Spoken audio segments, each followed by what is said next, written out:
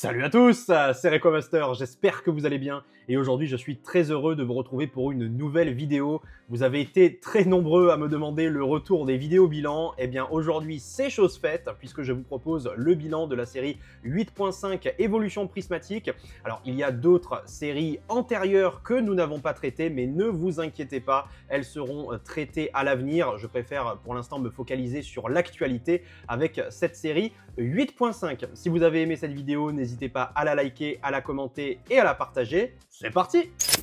Vous connaissez la tradition, on débute toujours nos vidéos bilan par une lecture du descriptif de la série. Boule de poil adorable ou attaquant tout feu tout flamme, partenaire à la personnalité de glace ou compagnon gracieux et élégant, Evoli et ses évolutions occupent une place spéciale dans le cœur de tous les dresseurs et dresseuses Pokémon. Découvrez leurs nouveaux pouvoirs uniques en tant que Pokémon X Terra Crystal stellaire et partez à la recherche de votre propre trésor parmi une multitude de Pokémon X de Paldea et d'ailleurs.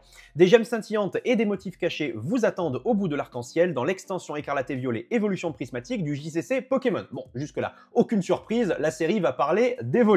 On va directement commencer, on va rentrer dans le vif du sujet sans plus attendre avec mes 3 communes préférées. Un petit rappel pour ceux qui n'auraient jamais vu mes vidéos bilan ou pour qui ça fait trop longtemps.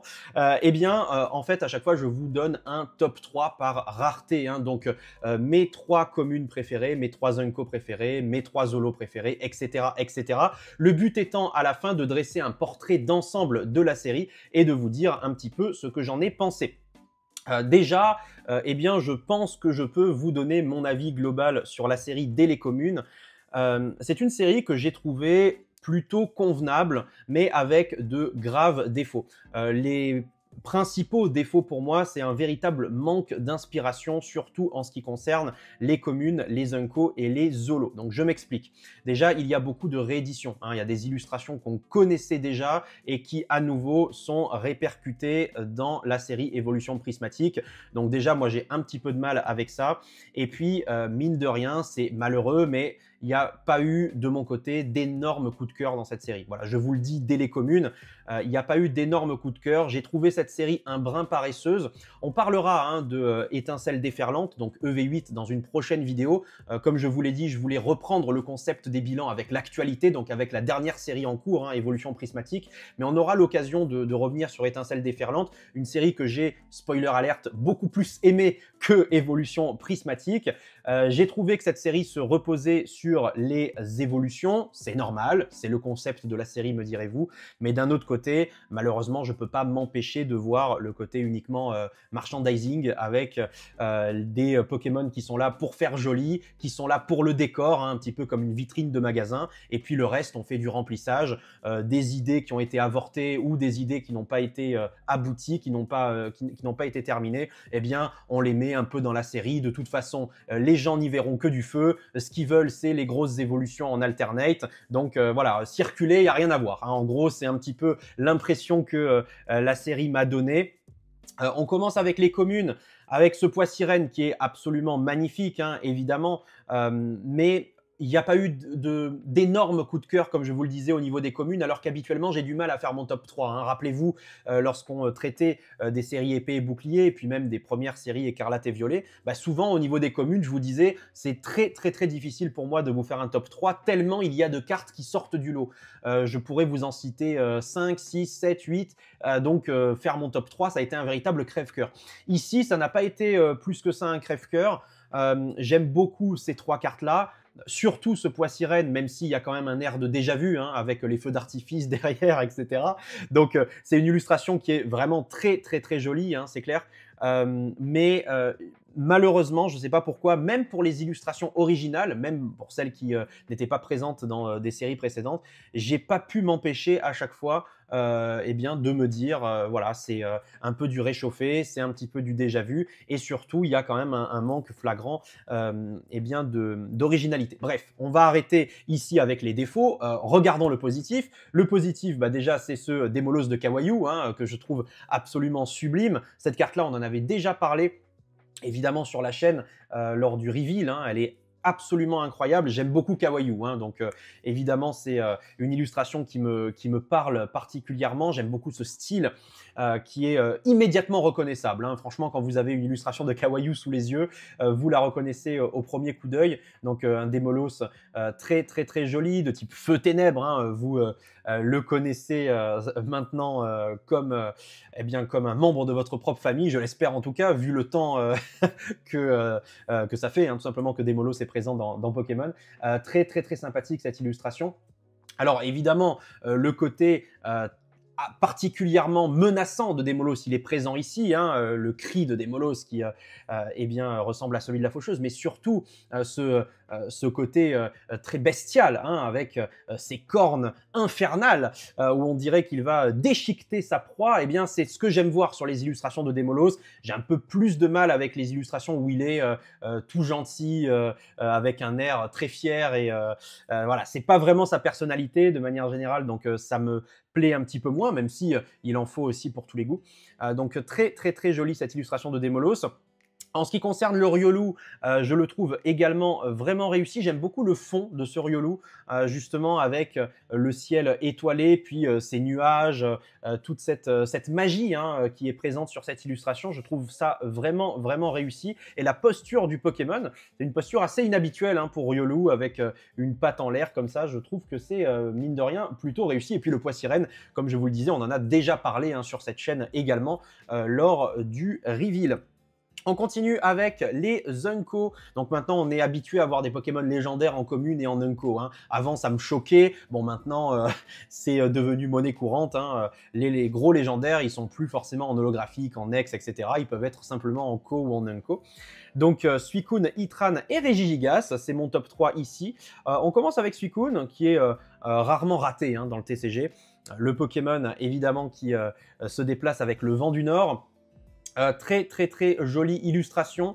J'ai pas grand chose à dire sur cette carte, si ce n'est encore une fois qu'il est bien dessiné. Le fond est assez simple, hein. J'allais même dire simpliste, mais d'un autre côté ça va très bien avec Suicune, hein, avec sa pureté, son élégance. Donc on a un fond eh bien, très glacé, hein. Il se déplace ici sur la banquise. On voit les effets effectivement du vent qui traverse la carte. Donc parfois, c'est ce que je dis souvent en vidéo, il en faut pas beaucoup pour qu'une carte soit réussie. Pas besoin d'avoir des effets à droite à gauche, énormément de détails, de la terracristallisation, machin, machin. Voilà, parfois les illustrations les plus simples sont les meilleures, et preuve en est avec ce Suicune. Ensuite, on a Heatran, un Pokémon qui n'est pas forcément très très aimé, hein. J'ai remarqué des collectionneurs actuels de Pokémon. Malgré tout, c'est un Pokémon que j'adore, hein, de type feu acier de la 4e génération. Je me vois encore aller le capturer au Mont Abrupt à la fin de Diamant, Perle et Platine. Très très très sympathique cette illustration. Elle me fait vraiment penser à un style Cookie Saito, hein, un style biologiste, tellement on a accès aux détails sur le corps d'Heatran. C'est vraiment très très très sympathique, hein. J'aime beaucoup cette carte. Et pourtant, c'est pas Cookie Saito, j'arrive pas à lire Matsuno. Désolé, hein, là pour le coup, je ne connais pas cet illustrateur ou cette illustratrice. Donc, comme c'est écrit en tout petit, je ne vois pas d'ici. Mais c'est vrai que c'est assez incroyable, hein. Je trouve l'illustration vraiment très très très très très jolie, particulièrement réussie. Et les effets de feu, hein, autour de Heatran sont également particulièrement stylés. Donc magnifique illustration encore une fois. Et enfin Regigigas, le Pokémon qui a tiré les continents à l'aide de cordes. Donc très très très sympathique. J'aime beaucoup le fond, hein, là pour le coup. Le Pokémon en lui-même est très bien dessiné. Mais ce que j'aime le plus, c'est vraiment le fond avec cette roche, hein, cette impression de puissance, hein, qui se dégage du Pokémon. Et moi qui suis fan de mythologie grecque, eh bien je ne peux pas m'empêcher de penser à Atlas, hein, vous savez, le dieu qui portait le monde sur ses épaules, comme ça. Et là, on dirait que Regigigas a une charge très très lourde sur ses épaules également. Donc, c'est quelque chose qui moi, me plaît beaucoup. Donc, je suis particulièrement fan de cette carte. On continue avec les Zolos, et là encore une fois, vous voyez, même constat qu'avec les communes, et à moindre mesure avec les Unco, mais il n'y a pas une carte qui m'a fait vibrer plus qu'une autre. J'aime beaucoup ce Filali néanmoins, il est très très très joli, encore une fois, hein, d'une élégance assez importante, hein. L'évolution d'Evoli, vous savez, hein, on fait gagner d'un niveau à côté d'une pierre mousse dans la forêt Vestigion en 4e génération pour avoir Filali. Après, bon, quand on est sorti de la 4e génération, il a fallu trouver une autre méthode, bien sûr, avec la pierre plante notamment. Mais c'est vraiment un Pokémon que j'aime beaucoup, qui est très gracieux. Et ici, cette illustration, eh bien, elle arrive à allier habilement, je trouve, la lumière avec les rayons lumineux qui tombent directement sur Philali, et puis le décor qui est vraiment, vraiment réussi avec ces fleurs tout autour de Philali. Donc voilà, très très fan de cette illustration. Je l'aurais probablement mise également dans le top 3 des holos d'une autre série, vous voyez. Mais en dehors de ça, il n'y a pas une carte qui se démarque plus qu'une autre, à mon humble avis. Cet Ursa King est très joli également, hein, l'Ursa King Lune Vermeille. Bah, j'aime beaucoup le dessin de la Lune, hein. D'ailleurs, évidemment, lorsque j'étais en voyage en Californie, j'ai eu la chance de voir l'éclipse lunaire hein, qui a eu lieu il y a quelques jours au moment où je tourne cette vidéo, où la Lune était totalement rouge. Donc évidemment, ça me donne tout à fait l'impression de revivre ce moment-là lorsque je vois l'illustration d'Ursa King, qui est absolument, absolument magnifique. Mais d'un autre côté, j'ai pas non plus le coup de cœur, hein, pour tout vous avouer. J'ai pas non plus le coup de cœur sur cette carte-là, qui est très très très réussie, mais qui d'un autre côté n'est pas pour moi l'illustration qu'on va le plus retenir de Écarlate et Violet, clairement. Et enfin, ce Groudon. Mais encore une fois, ce Groudon, même s'il est très joli, il me donne cette impression de redite. Vous voyez ce que je veux dire? J'ai vraiment l'impression d'avoir vu cette illustration de Groudon plein de fois, même y compris à l'époque du Block X, hein, dans X Emerald, ça ressemble un petit peu à l'illustration à laquelle on était confronté. Il y a eu d'autres illustrations de Groudon bien différentes de celle-ci, hein, depuis, évidemment, mais je sais pas, il y a ce manque d'originalité qui revient, qui est redondant, qui s'impose à moi. Alors peut-être que ce sont des idées hein, que je me fais. Encore une fois, n'hésitez pas à me dire, vous, dans les commentaires, ce que vous en pensez. Hein. Peut-être que vous trouvez cette série particulièrement originale et novatrice. Et dans ce cas-là, voilà, encore une fois, c'est un avis. Hein, donc l'avis est subjectif. Il n'y a pas d'objectivité ici, mais malgré tout, j'ai ce goût amer dans la bouche, hein, où je me dis, c'est un petit peu dommage.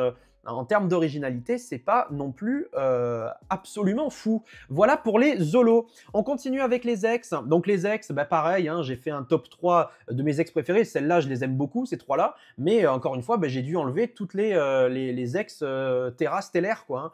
C'est malheureux, hein, c'est malheureux. J'aimerais bien en inclure parfois des ex avec la Terra cristallisation dans mes tops. Mais force est de constater que dans le TCG, j'aime pas ça, quoi.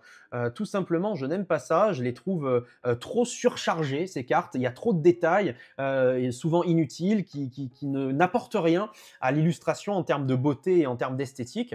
Donc, encore une fois, eh bien, ce sont 3 ex simples, entre guillemets, que j'ai choisis. Pikachu, Tyrannosif et Lugia. Mon coup de cœur ici, c'est le Lugia.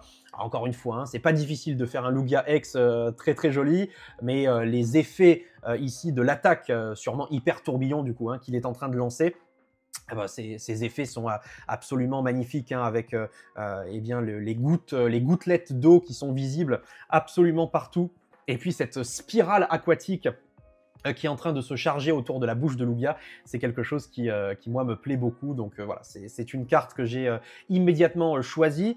Ensuite, on a Tyrannosif, hein, qui est vraiment très, très, très belle aussi pour le coup. On ressent bien ce côté impressionnant de Tyrannosif, hein, à l'instar de Démolos, dont je parlais tout à l'heure. Hein. Ce côté voilà, qui va raser une montagne, hein, finalement. On ressent bien ça. Mais c'est pas l'illustration de Tyrannosif, encore une fois, la plus incroyable de tous les temps. Néanmoins, elle fait le taf. Voilà, elle fait le taf, c'est ce qu'on lui demande. Elle est bien là, elle est bien présente, donc je l'ai choisie pour ce top 3. Et enfin, Pikachu. C'est d'ailleurs assez marrant parce qu'il n'y a quasiment aucun Pikachu de Étincelle déferlante que j'aime, alors qu'ici, j'ai choisi un Pikachu pour évolution prismatique, alors que c'est pas du tout le Pokémon central de cette série. Voilà, toujours aussi marrant, mais en tout cas, j'aime beaucoup cette carte, avec les éclairs qui sortent, bien sûr, des poches d'électricité hein, présentes dans les joues de Pikachu. Donc vraiment très très très sympathique. Ces 3 ex qui sont average pour moi, mais qui sont quand même plutôt sympathiques esthétiquement et qui sont agréables à la vue. On continue avec les full art. Alors là, les full art, bon bah j'en ai retenu qu'une, hein. J'ai pris ici Hamid Paldea, qui est donc la full art trainer qui me semblait la plus correcte, la plus sympathique visuellement. Mais bon, on va vite passer sur les full art parce que c'est clairement pas la force de la série. On va arriver maintenant donc sur les cartes qui sont les plus intéressantes, évidemment, d'évolution prismatique. Ce sont les altes. Alors ici, petite nouveauté hein, pour ce bilan, maintenant je vous parle également des prix des dernières ventes réussies. Alors ici je me suis basé sur les dernières ventes réussies eBay, mais vous savez, hein, le récent est très volatile, les cotes changent rapidement, donc les cotes que je vous affiche ici ne sont déjà plus forcément valables au moment où la vidéo est publiée, mais en tout cas ça donne une indication globale eh bien, du prix actuel de ces cartes-là, mais encore une fois ça va très vite évoluer et c'est loin d'être stable. Donc, les trois cartes que j'ai retenues, c'est le Mentali, le Noctali et le Ursa King Lune Vermeille. On commence avec le Mentali, donc, que vous voyez à votre droite, qui est évidemment l'une de mes cartes favorites du bloc, et c'est ma carte favorite d'évolution prismatique. Voilà. Pour vous dire, hein, cette carte, je me la suis déjà achetée en japonais PSA 10. Hein, j'ai eu la chance de la trouver à la CollectCon pour un prix vraiment défiant toute concurrence, donc je suis très heureux de l'avoir sécurisée. Elle est magnifique. Je pensais pas que c'est ce Mentali pour lequel j'aurais le plus gros coup de cœur dans Évolution Prismatique, mais finalement c'est le cas. Une fois que j'ai eu les cartes sous les yeux, bah, je me suis rendu compte que c'est ce Mentali que j'aimais le plus. Donc voilà, il est vraiment très joli. L'effet de la terracristallisation stellaire est ici tout à fait acceptable dans le sens où ça prend pas trop de place. Le Mentali est quand même particulièrement joli, il a l'espace pour s'exprimer. C'est ça en fait que je reproche souvent à la terracristallisation, c'est que ça enlève de l'espace au Pokémon. Pokémon il devient tout petit, on n'y voit plus rien, et derrière on a les énormes gemmes de la terracristallisation qui prennent absolument tout l'espace de la carte. Ici c'est pas le cas, donc c'est ça que j'aime bien avec ce Mentali, c'est qu'il a quand même tout le loisir de s'exprimer sur l'illustration. Le décor est quand même très joli, assez féerique, j'aime beaucoup. C'est Sui hein, qui illustre ce Mentali. On reconnaît hein, le style, ça aurait pu être un petit peu d'Atsuko Nishida hein, de loin, mais de toute façon, eh bien, ce sont deux styles de dessin qui se ressemblent assez. Même si, bien évidemment, je préfère Atsuko. Hein. Vous imaginez bien, je préfère les dessins d'Atsuko Nishida. Mais ce Mentali est en tout cas sublime. Et c'est mon coup de cœur de la série. Voilà, comme j'ai pas énormément de choses positives à dire sur la série. Donc, autant, dès qu'il y a du positif, autant le dire. Ce Mentali, très clairement, c'est un gros coup de cœur. Et au niveau du prix du RAW, donc j'ai mis 220 € parce que c'est la dernière vente réussie que j'ai trouvée sur eBay, tout simplement. Alors après, attention, entre les groupes Facebook, entre eBay, les card market, les autres plateformes, etc., les prix changent, hein, évidemment. Sur Card Market, souvent, c'est moins cher. Sur eBay, parfois, il y a des prix qui décollent. Sur les groupes Facebook, on peut trouver des bonnes affaires et à l'inverse, parfois, c'est au-dessus de la cote du marché. Donc, voilà, c'est toujours très compliqué hein, d'établir une cote réelle. Moi, par habitude de collectionneur, eh bien, je regarde les ventes réussies sur eBay, mais encore une fois, c'est une indication qui est particulièrement peu fiable dans un contexte où la série vient de sortir et où les prix évoluent très vite et la plupart du temps à la baisse, hein, évidemment, vous vous en doutez. En tout cas, le Mentali, gros banger. On continue avec le Noctali, la carte la plus appréciée, la carte évidemment qui déchaîne les passions d'évolution prismatique. Donc j'ai mis 900 €, pourquoi? Parce que les deux dernières ventes réussies sur eBay, c'était 880 € et 905 €, je crois. Malgré tout, j'ai déjà vu des ventes bien inférieures à ça, hein, sur les groupes Facebook. J'ai déjà vu des Noctali partir pour 600 ou 700 €, je crois. J'ai déjà vu sur Card Market, probablement, il me semble aussi un Noctali partir pour moins cher que ça. Bref, voilà, je vous ai mis 900 € en prix de référence. Encore une fois, hein, ne vous inquiétez pas, c'est pas le prix définitif. La cote bouge très souvent, parfois à la baisse, rarement à la hausse, en tout cas pour les séries qui viennent de sortir, mais c'est évidemment la chase card d'évolution prismatique. Elle est vraiment très jolie, je l'aime beaucoup, hein, c'est pour ça que je l'ai mise dans ce classement. J'aime pas en général mettre les Pokémon populaires, les illustrations appréciées par tout le monde, j'aime pas les mettre comme ça dans mes classements, j'aime bien un peu me démarquer entre guillemets, mais bon, la force est de constater que j'aime cette carte, hein, je l'aime beaucoup, donc même si elle est populaire et même si tout le monde parle de cette carte en ce moment, je la mets quand même dans mon classement parce que je la trouve trouve honnêtement et objectivement vraiment très très très réussi, que ce soit le Pokémon en lui-même qui trône comme ça au sommet d'un artefact que j'arrive mal à imaginer, hein. Je vois très très mal ce que c'est, et par contre le décor autour du Noctali est particulièrement réussi, c'est vraiment vraiment très très cool. La dernière carte, c'est le Ursa King Lune Vermeille, hein, qui lui vaut beaucoup moins cher. C'est une alt, mais comme c'est pas une évolution, évidemment, elle vaut beaucoup moins cher. C'est pour ça que j'ai mis 55 € en prix actuel. C'est le prix que j'ai trouvé, encore une fois, sur eBay, vente réussie. Mais c'est très clairement un coup de cœur pour moi dans cette série. Également, je la trouve très très belle. Un peu pour les mêmes raisons que le Ursa King holographique, hein, qu'on a pu voir tout à l'heure. Mais cette lune rouge, cette lune de sang derrière Ursa King, elle est quand même particulièrement stylée. La fumée comme ça qui sort de la truffe d'Ursa King, et puis sa position qui me fait un petit peu penser à une position de loup-garou, hein. J'ai l'impression de voir le professeur Remus Lupin dans Harry Potter au moment où il se change en loup-garou. Donc voilà, c'est quelque chose que je trouve très très très beau, très réussi. C'est vraiment sublime. Voilà, c'est un coup de cœur. J'ai hésité à mettre Pyroli ou Aquali dans ce top, mais je me suis dit que 3 évolutions dans mon top 3 de la série, ça serait quand même un petit peu dommage. Donc autant mettre plutôt Ursa King pour eh bien, mettre la lumière, hein, sur des Pokémon un petit peu moins populaires que les évolutions. En tout cas, elle est absolument sublime, cette carte-là. Et il me la faut dans ma collection. Je pense que je me la prendrai assez rapidement. Au niveau des golds, pas grand chose, hein, à dire. Les golds, encore une fois, elles sont très très très moyennes à mon humble avis. Donc j'ai choisi Terrapagos, mais j'aurais pu choisir Pikachu ou une autre. J'aime bien ce Terrapagos parce qu'il y a un côté arc-en-ciel malgré l'omniprésence de la couleur dorée. Donc ça reste quand même plutôt cool, mais c'est pas non plus exceptionnel selon moi.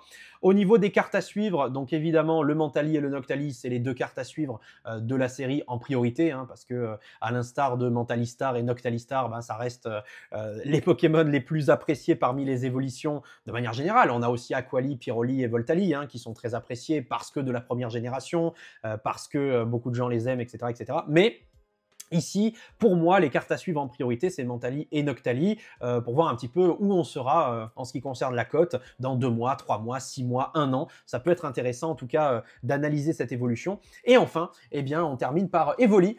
Le Evoli X Alternate que je trouve vraiment très très très joli, très réussi, qui est vraiment apprécié également, et ça va être également une carte à suivre parce qu'à mon avis on sous-estime actuellement son potentiel. Je pense qu'elle peut avoir un potentiel assez élevé, cette carte là. C'est vrai qu'elle est quand même jolie, je l'ai pas mise dans mon top de mes cartes favorites parce que je la trouve un peu en deçà, mais elle est quand même vraiment très cool. Evoli, ça reste Evoli, donc c'est un Pokémon qui est quand même particulièrement reconnu pour sa mignonnerie et puis le fait que c'est la base, hein, de toutes les évolutions.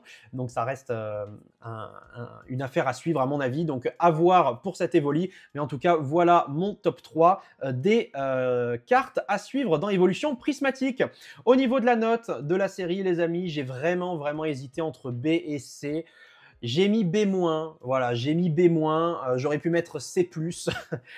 Pour moi, la série, c'est clairement peut mieux faire. Il y a quand même de très belles cartes dans la série. C'est ça, je pense, qui m'a fait mettre la note de B. Jamais j'aurais pu donner ni S ni A à Évolution Prismatique. C'est clairement pas possible. Mais je pouvais pas non plus mettre B parce que pour moi, c'est pas une très bonne série. C'est pas vrai. Pour moi, c'est clairement pas une très bonne série. C'est tout juste une bonne série. Voilà. Donc, il a fallu que je trouve un mix entre C et B. J'ai mis B-, comme je vous le dis. C'est une série qui est OK, qui est correcte.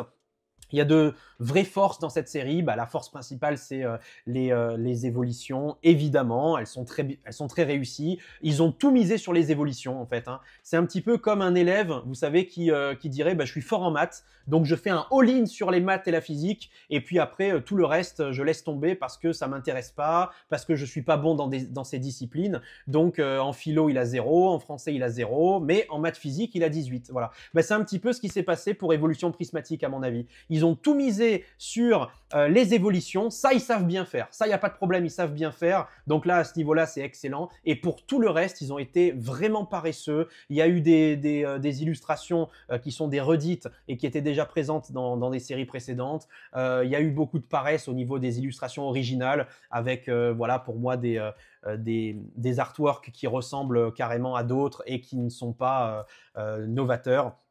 Voilà, donc c'est quelque chose qui m'a un petit peu déçu, je dois vous avouer. Il y a une énorme hype autour d'Evolution Prismatique pour les raisons qu'on connaît, mais je trouve ça dommage parce que, eh bien, encourager des séries comme ça, c'est aussi encourager un certain esprit de paresse, en tout cas à mon humble avis. La série n'est pas catastrophique, loin de là, mais la série n'est pas non plus excellente, loin de là. Voilà les amis, j'espère que cette vidéo vous a plu. Si c'est le cas, n'hésitez pas à me le faire savoir en commentaire, n'hésitez pas à laisser le pouce bleu, n'hésitez pas à partager et abonnez-vous à la chaîne YouTube pour ne rater aucun prochain contenu. Merci de m'avoir suivi et prenez soin de vous et à la prochaine. Ciao tout le monde.